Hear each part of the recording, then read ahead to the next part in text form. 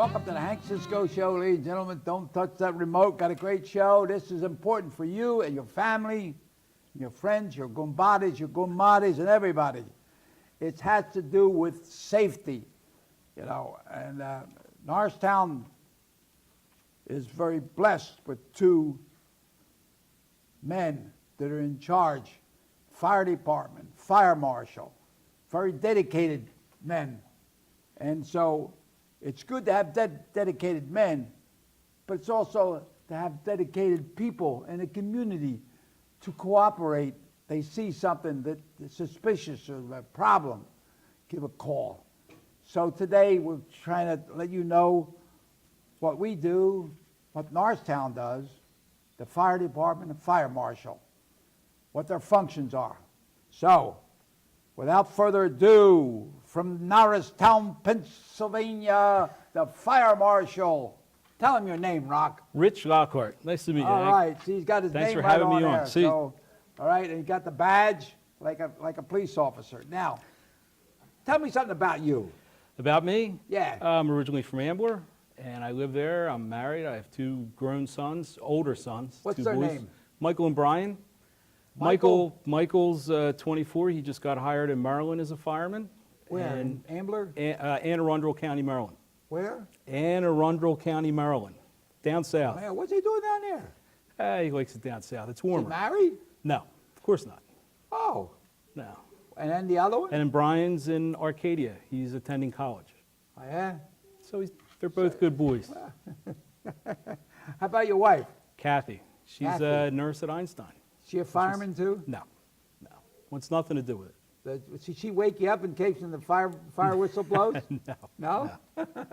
I know what a policeman's wife and a fireman's wife, you know. But is she enjoys her different. sleep. Yeah, they're 100%, you know. All right, now, as a fire marshal, what is your functions? Like, That's funny. I get asked that all the time. And it's Right. people, they know we cruise around, and what exactly does a fire marshal do?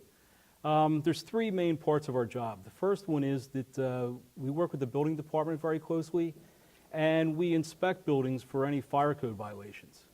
And that starts at the inception. When a design of a building starts, we make sure that the roads around it our fire apparatus can get in, can get close, that we have the necessary water. And the building's designed to the fire codes, that we're not going to have any problems accessing the building or operating the building once it's built. In Norristown, our buildings are, for the most part, much older. Our firefighters go out and do fire inspections, whether some properties are every year, some are every 3 years. And the guys go out and look for things that could be a danger, that could cause a fire. and you alert the Correct. homeowner. We alert the property owner or the owner of the business, and we ask them to please rectify any issues that our guys find. And it works very well. We don't have a lot of fires in commercial buildings. Our fires are in residential buildings, and that's where our biggest problem is. Yeah, well, Norristown has had some, I could call them spectacular fires where there's been death. It certainly has. The one that got a lot of publicity, the one on Markley Street, the young boy.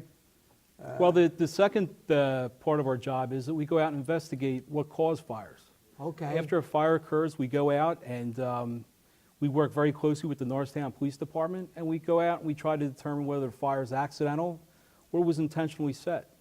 Fortunately, most of the fires in Norristown are accidents. They're just, a pot of food, somebody leaves food on the stove. Yeah. We have a huge problem with extension I cords. do that once in a while. I'm 93 years old. Every once in a while I forget, but I kind of remember now. I don't. But that also brings us, what that allows us to do is we get the statistics on what starts the fires in Norristown and what the problems are. So we're able to take that, and my third thing is we do fire prevention. Here's a fire, and then you're going to start looking to see where the fire started. Yep. And then I guess the closer you get to where the fire started what gives you an indication? What's the first indication? The first thing we'll do is walk around the building, and we'll go from the least burn area to the most burn area. And that usually is a pretty good indicator of where it started. And then there's different patterns we look for. There's, it's usually electrical or something that somebody did, like dropped a cigarette or, was cooking, something like that. interviews with people that were there when it happened. That gives us an awful lot of information on what transpired. I remember years ago, people used to smoke in bed. People don't smoke as much now, so you don't Thank have that goodness. many, But I guess, what is the biggest one that causes more problems? Well, it's when we talk about fire prevention, the big things that we try to push: electrical safety, Electrical. extension cords. You see them everywhere. Our houses are old. One room only has one receptacle to plug your extension cord in, or to plug something in. So what they do is they run extension cord after extension cord. Yeah. They'll plug them in each other and then try to run things that are And too big for it. it And they causes heat a up, problem. and they cause a problem. Yeah, I'm having a problem in my kitchen. I have a light, I've been there, I don't know, 40, 50 years. And now I put the plug in, it sparks. So I don't know whether it's a lamp, the plug, or the receptacle. So I'm going to change the whole gang. I was going to say, it's time to call the I'm electrician. going to put a new receptacle. I'm going to get a new light. And I don't have to worry about Let the my, professionals take care of it. I don't want the thing to blow up in front of me. Yeah, if Like you I have was- if you have a house with a lot of extension cords, have an electrician come in and run you some Oh, more yeah. outlets. So Yeah. you want to try and plug everything right into an outlet, and not use Yeah, extension one cords. thing, sometimes you have to plug it strictly into the receptacle rather than another extension. Absolutely, and all. especially things like refrigerators do that, and yeah. air conditioners, things like that draw a lot of amperage. All right, now you and the fire chief work together, right? Yes, he is in the office next to mine. Right.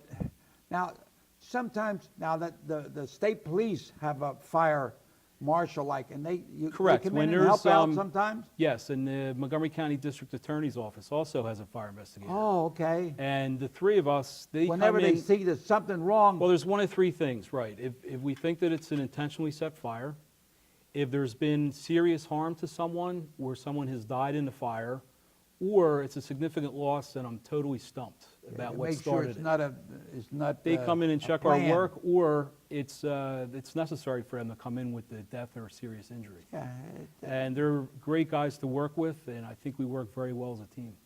How can citizens help? Now, I want you to know the fire chief and the fire marshal are your friends. They're the lookout. Absolutely. We're there to help So- any way we can. The biggest thing I would say is if you see something, everybody's got a cell phone now, but for some reason a lot of times they think that somebody else is called. And that's not always the truth. Make sure if you see something go on, you see smoke, you smell smoke, something's not right, Right. call 911 from your Yeah, cell phone. Right. In other words, And smell. right, if we would rather they got 20 calls on an emergency than got no calls. And that way we can guarantee it's going to be reported. And make sure you give any information, anything that you can to the 911 Stay on the dispatcher. phone. Right, stay on it and put up with their questions, because that really helps us Yeah, out. yeah. I think that's one thing that people should know. Then you panic. People smell smoke or something, they panic, and then they freeze.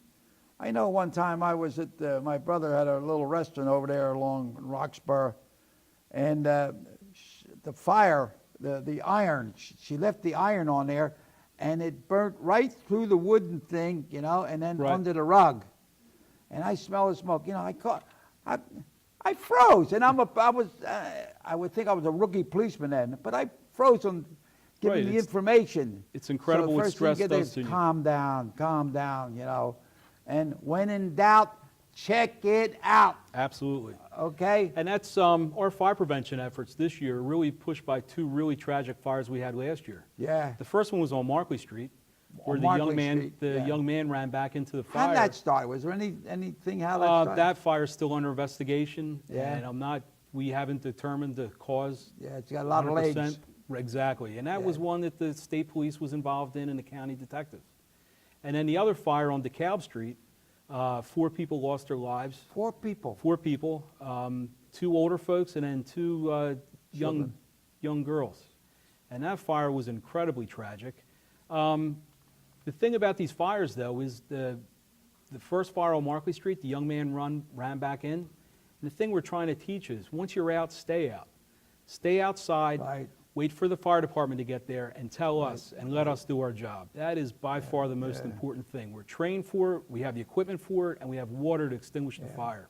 So let us do our job. That's On DeKalb Street, there was one smoke detector in that building that may or may not have been working. We're not 100% sure. Yeah, I remember when I was a policeman, just a rookie. Don't forget, when I started Northtown Police, we didn't get the training that they do today. But I remember we had fire extinguishers. So I don't know, there's one guy, he was putting the fire out, and instead of calling the fire department, he's putting the thing. He caught heck. You know, you're not a fireman, you're a policeman. You're upset. Do whatever you can to help right there at the scene. But get the fire department, put the fire out, you know. You're absolutely right, Hank. And that's the important thing for the public is first thing, call us, get us on the way. And then if you're going to use a fire extinguisher or try and fight the fire, but call us first so we start out. Yeah. And The other thing the public can do is make sure that your address is, we can see it from the street. That's right. Give the name down. You know, you ought to practice once in a while. Right on front of your phone. Your name, your address, the number, make sure your phone number, stay on the phone, make sure they get the proper information, Absolutely. get the right place. And make sure your children know where they live. You'd be What's that? surprised. Make sure your children know where they live. You'd be Yeah. surprised how many children have no idea what their address is. Yeah. So now something happens to mom or dad, Right. they call 911, they have no idea where they live. So you do a little educational problem, We- put it together, you know, like a little school, a school That's, term. well, we try to go out to the schools. We really push smoke detectors. If DeKalb Street would have had a good functioning smoke detector everywhere we recommend, which is one detector on all 3 floors and one detector in each bedroom, nobody would have died in that fire. They would have Yeah. known about that fire early on, and everyone would have gotten out. And that fire was caused by careless smoking. So you figure that tragic fire started with a cigarette butt that was this big. You think that's what it was? We know that's what it Oh, was. yeah. Wow, damn. And that was an absolute tragedy. They So- fixing that house up pretty well. I go riding by there, the whole interior was ripped out. And, you know, this show goes worldwide. Absolutely. And there's some people in China are going to be able to see it. My Goombas in Italy are going to see it. Well, my relatives in Ireland will see You it, want it okay? in Ireland? Yeah, all right.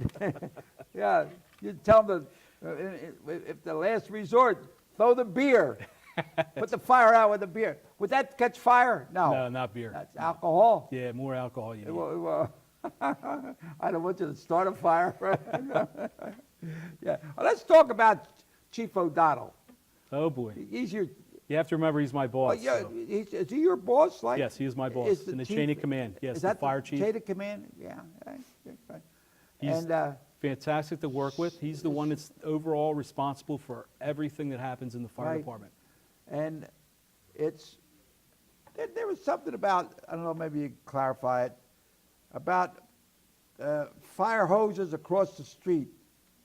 They don't have to unhook them or something in case of emergency, once it gets through. What's the story on that? As far as cars running over fire hoses, Yeah. that's not a good idea. Because what happens, you have to remember, our people are inside operating with hose streams. Right. And that could be all that's holding the fire back. If somebody runs over a hose and it punctures, now they've got to shut it down. Now the guys that are inside have no more water to No more put the water. fire out.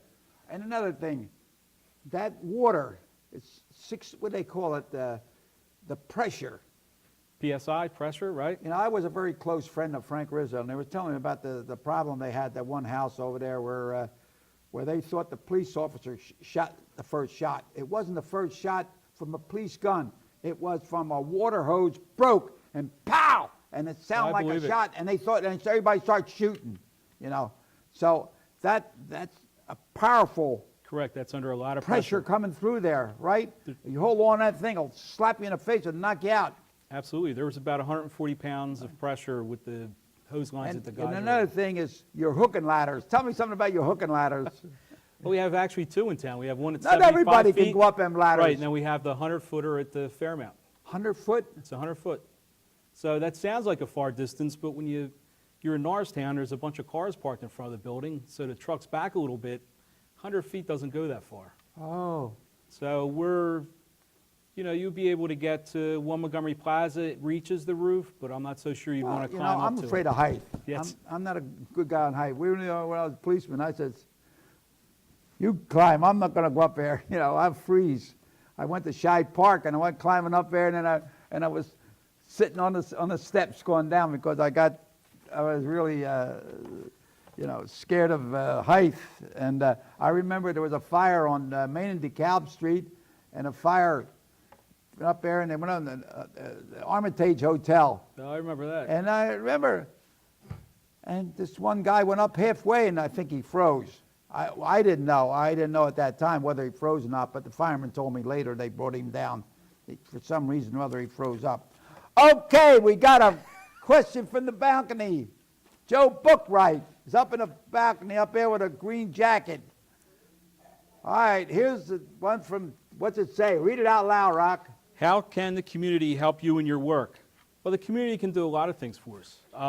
Like I had said, they can put their house numbers on front.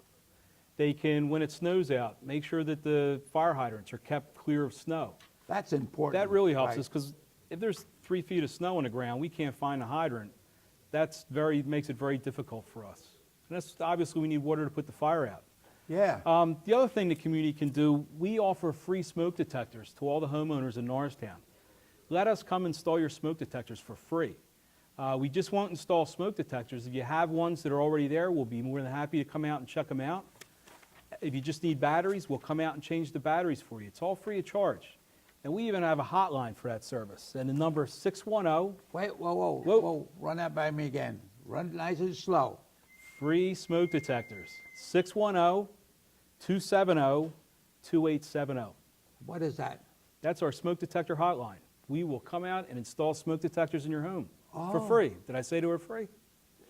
Smoke detector. Smoke detectors. How about, is there something about the... Carbon monoxide detectors? Yeah. It's funny you should ask, because we do give, in each property, we'll install one carbon monoxide detector. And it's actually a combination smoke detector, carbon monoxide detector. It's free. So it's free, absolutely.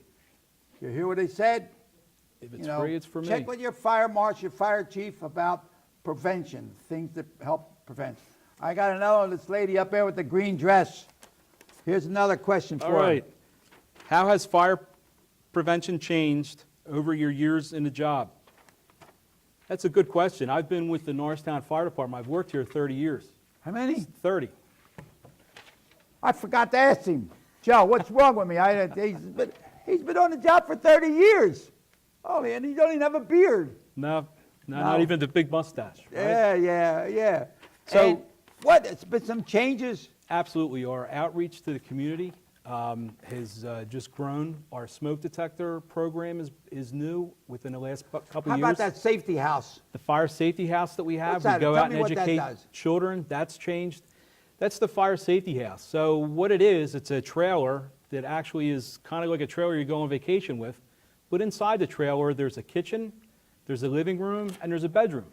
So there's 3 different stations. And the kids walk through it? The kids walk through it, and at each station there's a firefighter, which gives them a short little 5-minute discussion about what safety to do in the kitchen, That's what to great. do in the bedroom, and what to do in their home overall. And talk a lot about smoke detectors, calling 911, and things they can do to be safe. This year we're trying to get all the 2nd grade children in the Norristown Area School District through Get the that trailer. early age. And we're working on trying to expand as we move forward. But right now, this year, we're going to hopefully get all the 2nd graders. And again, that was out at the DeKalb Street fire with Yeah. we're really trying to up our efforts and who we get out and who we get trained in fire prevention. So we're trying to reach the entire community. But put that safety house on the 4th of July parade. Okay. Put it on there.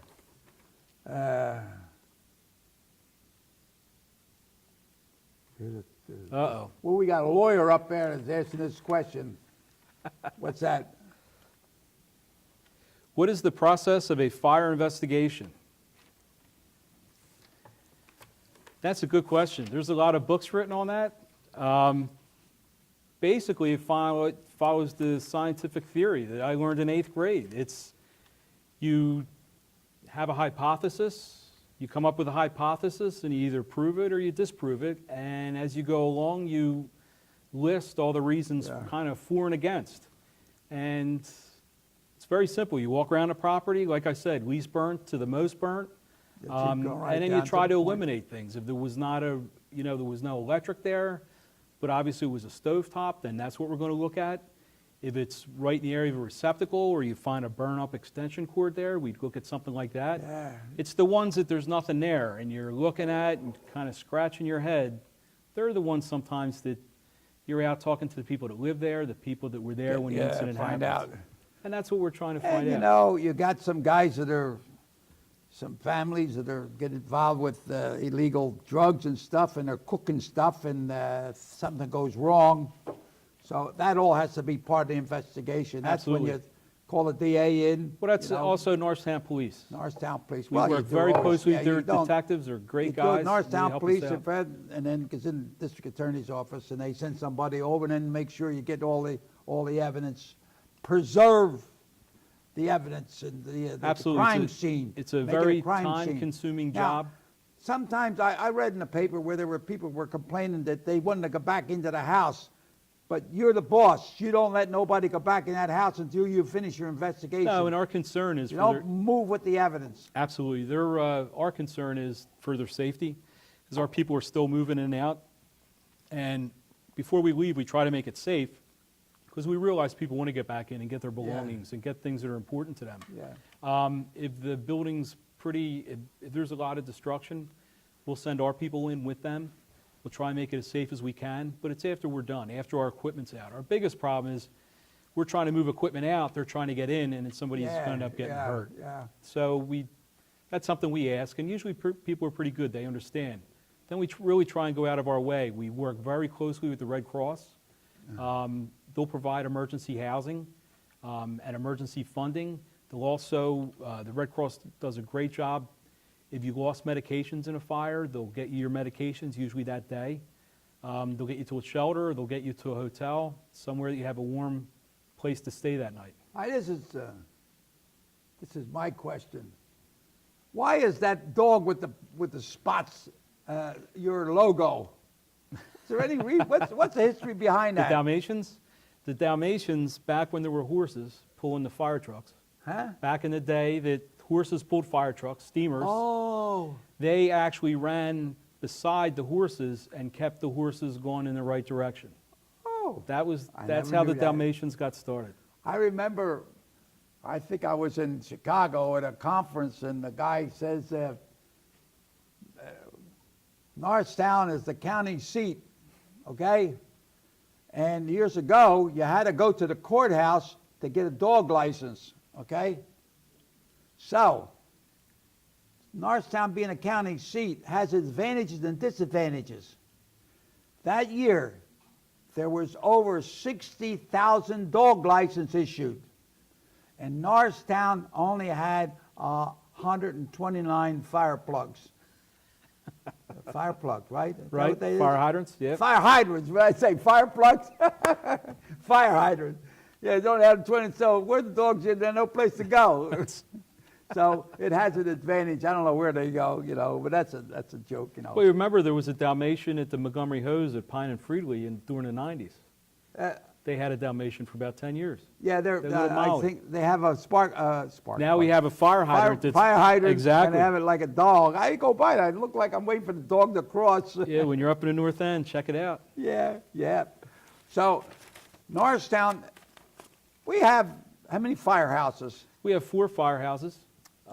They closed the one down, The Humane. right? Yeah. And that's the, Well, they used to have one. I remember when I first started in the police department. It was on Penn Street. Then they moved that one out to That's- Freedley. correct. The Montgomery Yeah. Hose is out of Pine and I Freely. wonder why they never put one out northeast, out around. Well, it works out very well where we're at now. Huh? It works out very well where we're at Yeah, now. where you're at now. Yeah. The Norristown's also a combination fire department. We have volunteers as well as we have career staff. Yeah. So there's 6 firefighters on duty 24 hours a day, 7 days a week. Oh, And then we're supplemented with volunteers who are either hanging out in the station or they come in when there's a call.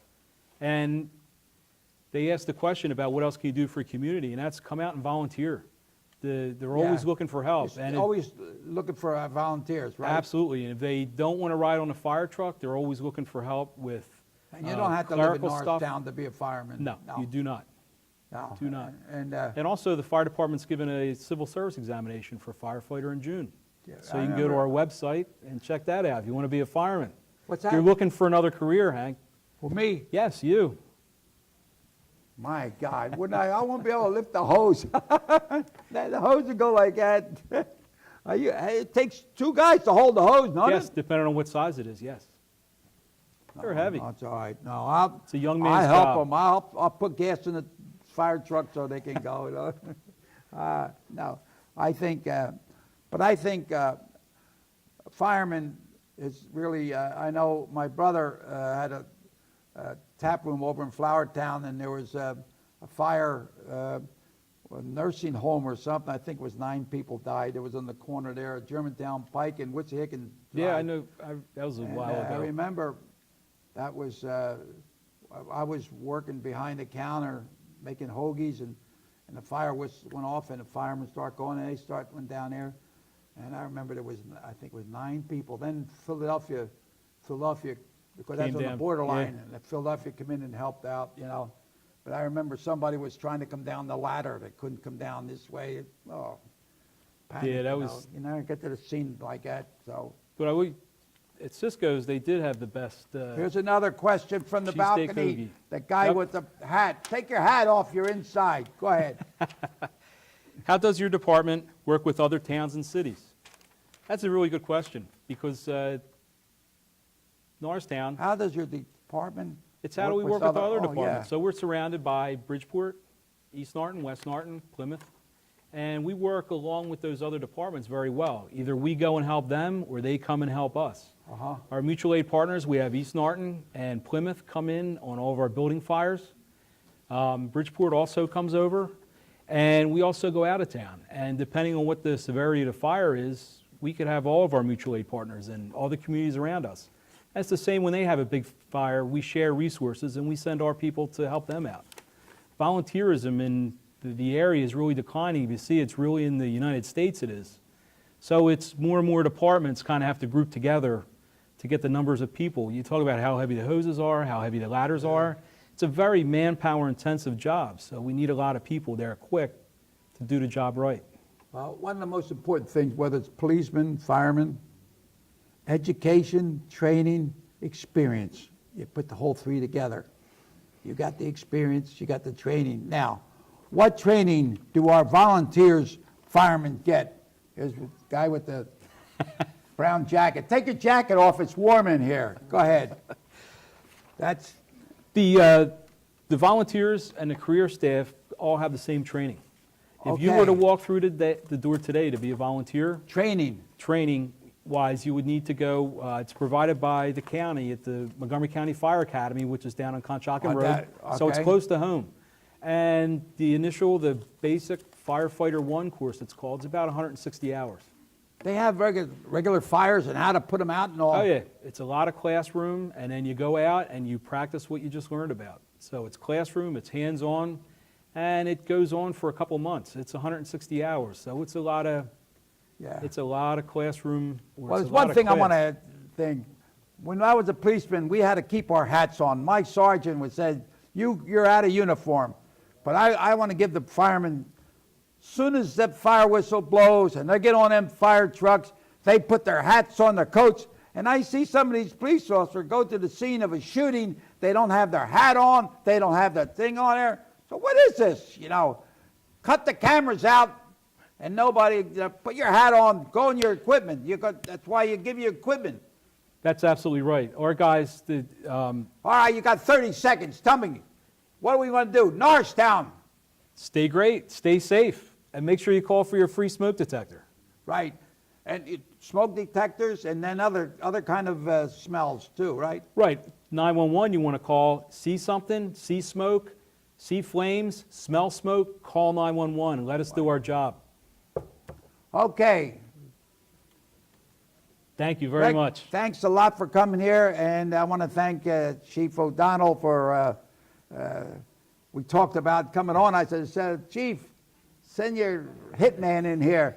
And he did a real good job. We're going to say, what are we going to talk about? We talked about a lot today, and I'm so happy you allow us to come into your room. And your home and talk about safety. And may God bless each and every one. Rich, thanks a lot for Thank coming you on very much, here. Hank. And keep bobbing and weaving, left hand high, stick and move. Keep your trunks off the canvas, and away we go. On to victory, on to victory. Thanks a lot, All Rod. right, man. Here we go. Thank you.